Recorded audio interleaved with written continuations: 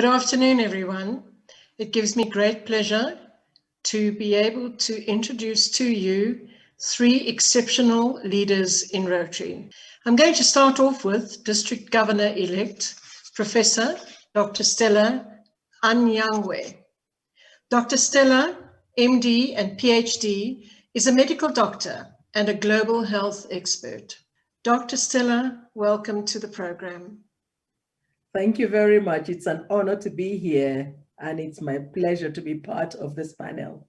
The next person I'm going to introduce is District Governor nominee, Kuki Makanyane Kwashi. Kuki was born at Orlando West, Soweto in South Africa on the 2nd of October in 1956. She lived in Soweto with her parents until 1962, when they relocated to the then Swaziland because of apartheid, and she's been there ever since.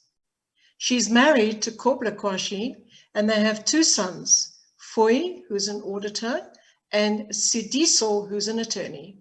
She became the district governor in 2007, and she has also served on various district committees such as the Youth Exchange, Friendship Exchange, District Governor Selection Committee, and Kuki is also a proud Paul Harris Fellow. Last but not least, we have Shireen Hunter. Shireen is an experienced businesswoman with a successful 20-year track record. Her first tertiary ambitions manifested in 1993 when she was qualified as a Rotary exchange student representing South Africa on a long-term exchange program in Australia. Shireen is today an alumni member of the Rotary International and a Rotarian currently serving on the Public Image Committee for the Rotary International District 9400, and she will take up this role of District 9400 Public Image Chairperson this year in July. So the very first question I have, Dr. Stella, is for you. Do you have or do you make time for self-care, and in what ways? With such a busy schedule, perhaps you'd like to share that with us. Thank you very much, Shirley. Yes, self-care is vital for success. As a medical practitioner and somebody in the health sector, I cannot overemphasize how important it is for each of us to take care of ourselves. But as women, as mothers, as female leaders, we usually do not, because we feel guilty when we take time off for ourselves. We feel guilty when we set apart time to pamper ourselves. And I will take my own life as an example. With being a woman in a professional space that is inhabited mainly by men, you want to prove yourself. So you have to work doubly hard to make an impact. And so you skip meals, and so you skip sleeping, and so you skip leisure, you skip physical exercising, trying to catch up with what you think the men are doing. And oh dear, that can be a deadly hazard. I had worked in government, in the government health services, and then joined the UN and was climbing the UN ladder, and this exactly happened.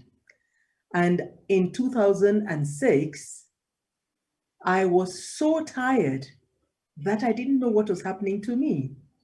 And I collapsed, was taken to hospital, and it was found that my blood sugar had risen through the roof. In fact, they didn't know how I got to hospital. They asked me, did you walk here or you came in an ambulance? I was diagnosed with type 2 diabetes with origin being stress, because there was no family history, there was no background illness, but just the stress. And I was giving options.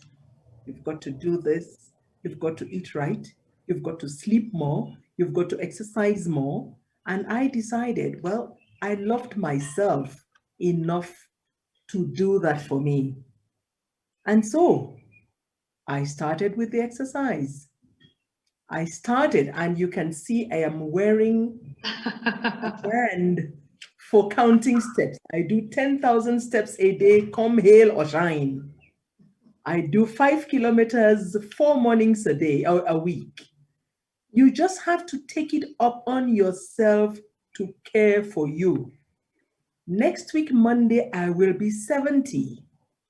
Wow. And I need to stay alive and well. It's a conscious decision that one makes. It doesn't come automatically. And therefore, eating healthily, pampering oneself and not feeling guilty about it is a woman's duty. Thank you. Dr. Stella, thank you so much for that. I think most of the women watching this program can resonate with what you've just said. But not many women at the age of 70 look like you do. So I congratulate you on how beautiful you look. Thank you for your response. Shireen, as an exchange student going all the way to Australia and kickstarting your career in Rotary so long ago, in your opinion, do you think there's still an issue about membership of women in Rotary? And if so, can you explain why you think this is so? Absolutely. Thank you so much, Shirley. You know, my experience is very much an outlier experience, but I had to balance my answer today in doing a little bit of homework and having a look at the demographic of women in Rotary so that, you know, I can at least give an informed decision. So my personal experience is that my first encounter with Rotary, as far back as 1993, was quite seamless. I was welcomed into Rotary with open arms. I was really very unaware of any barrier to entry as an exchange student, as a young woman coming into Rotary. So I must commend Rotary for that, because there's been a lot of development since then. But even at that point, through the Rotary Youth Exchange Program, I was very welcomed. And then in later years now, coming back into Rotary as an alumni member, 30 years later, once again, my personal experience has been quite seamless. I was welcomed back into Rotary by men, you know, invited to speak at a conference and welcomed with open arms. So on an experiential level, in terms of engagement, I certainly have not experienced any barriers to entry. Having said that, we must balance it with the demographic of women in Rotary. And if we look what is available as a statistic, I think up until July last year, it was only 23% of Rotarians are represented as women. So we cannot answer that question without saying there's a lot of work to be done. What does the woman of Rotary look like into the future?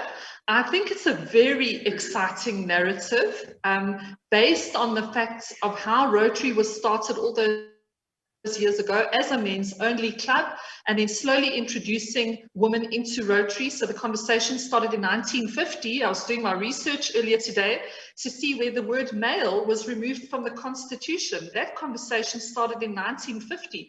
But do you know, it took 40 years, Shirley, before the first woman then onboarded and came into Rotary. That's quite a long time it took from the time the dialogue started to the time that we saw women coming into Rotary, 40 years almost. So that is a long time. And then from 1989, when the first woman actually came into Rotary, till today, only 23% of our total Rotarian population are women. So I would say there's a lot of work to be done. I can't say that there's an issue. My personal experience is that I've been welcomed with open arms into Rotary. I certainly don't fit the narrative of past demographic. I didn't come into Rotary through my husband. I am a widow. I'm a young working woman. I'm a single mother. I break the mold actually on every level. And that's exciting for Rotary, because what it means is there's huge potential for women across different walks of life, coming through different circumstances, to engage, to participate, and to serve in this community. So I think it's very exciting times ahead for Rotary, and a lot of opportunity. I agree with you, and I think it's fair when we have a look at the positions that women have been afforded in the last couple of years in Rotary, both at club, district and international level. It's been fantastic, and may it continue, and I have no doubt that that will grow. But Cookie, the question I have for you is that, has the presence of women in leadership positions in Rotary, be it the club or the district or Rotary International levels, made much of a difference in the way that Rotary actually functions? Very much, Shirley. Thank you, everybody. I do think the presence of women in Rotary, in leadership positions in Rotary, has made a difference. And Rotary is now becoming more softer for people out there. So by softer, I mean it is becoming more accepting of women. So in doing so, it seems to be opening up more to women who are outside Rotary, who are looking in to say, oh, it is not an all-male thing. It's not an all-male organization. It is also for us. So we do have, as women, a space in this world of Rotary. So it has come a long way, as Shireen has also stated, but we are getting there. And I think we are actually getting there faster than when it started off. We are running to get and attract more women into Rotary. So I actually agree with what what you said, Shirley. Women have made that difference. They've opened the doors. We are rushing in. The men must watch out. We are rushing in. Thank you. Cookie, thank you very much for that. So Shireen, what woman inspires you and why? I mean, when you look at your career path, you must have come across some incredible, inspirational women.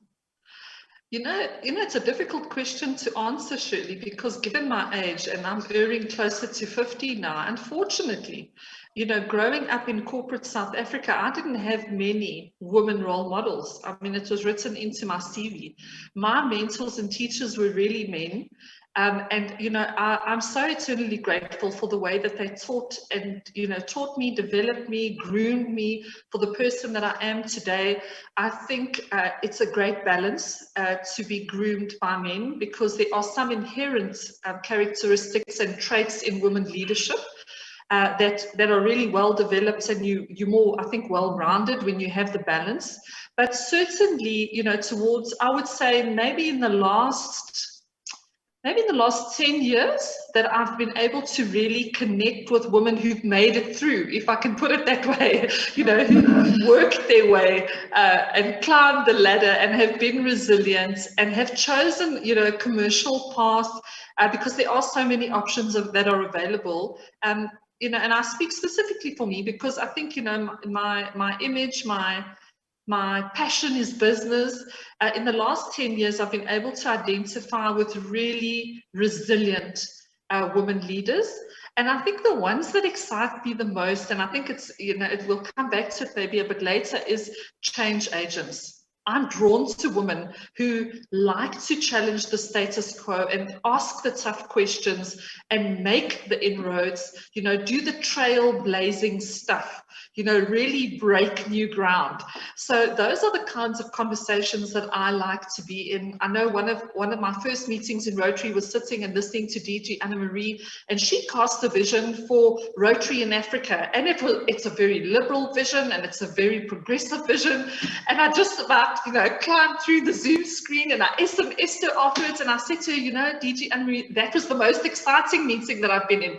Talk to me about Africa and what are we going to do in Africa and what is the new narrative and, you know, how do we get Africans involved, because I see the potential in Africa. So definitely women who are change agents and who want to to see the evolution of brands and the progress of brands, those are the women that I'm most likely drawn to at a leadership level. Great, thank you very much. Now, Dr. Stella, having heard your age on Monday, let us talk about having a spouse being very positive in contributing to your journey in the leadership. Do you think this is true in your case? Oh, definitely, definitely. I am of the demographic of the age group where women just started getting into professional spheres, especially the professions that were male dominated. In my mother's age group, the girls who went to school like my mother did had 2 or 3 lines to join. They either trained to be teachers, they either trained to be nurses, and that was about it, at least in Cameroon then. Or obviously they were housewives. In my generation, a lot of my age mates, classmates also trained to be teachers, also trained to be nurses. There were very few of us that had the opportunity to go to medical school. And so you became a doctor. That already put a lot of the men on guard. I mean, they were threatened by you. So many people who took this line either were left unmarried because people were just scared of getting to them. But I married a man who married me when I was already a medical doctor. So he knew what he was getting. I was a physician already. He was a lawyer. He had done a PhD in law. So we met at par, actually, because we'd been in the same university, known each other, and we got married as friends. A lot of my age mates and classmates married older people to whom they were different. You know, they really revered. Thank you for that. So, Cookie, what has been your greatest achievement as a leader? Surely it is following my dream, which is to be the CEO of my own company, a company that I started, the school.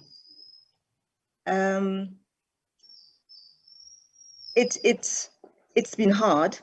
It's been a long journey, a very long journey, and not an easy journey, I must say. But because of my passion, because of my dedication, because of my drive, because of wanting to uplift the youth of Eswatini, which is where I'm based at and where I started the school,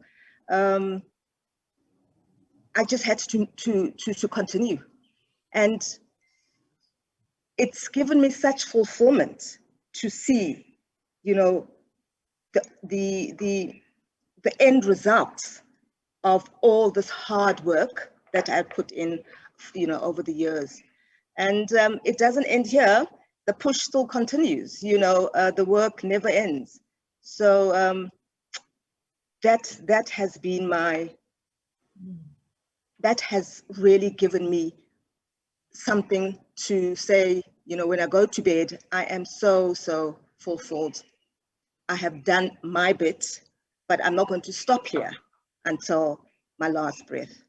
So thank you for asking. So, Cookie, then, what is one decision that you wish that you had never made?